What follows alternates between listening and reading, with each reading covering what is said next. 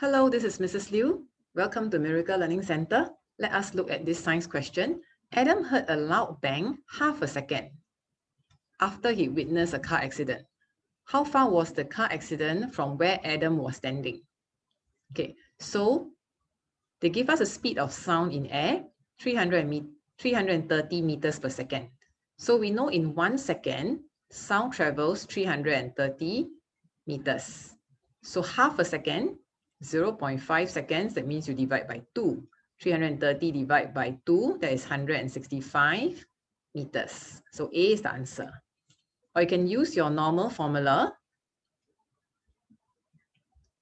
Speed, distance, time. So we want to find the distance, how far. So that's the distance over here. So distance is equals to speed times time. So what is the speed? 330. And the time is 0.5 seconds. So you also give us 165 meters. Hence, A is the answer. Thank you for joining me.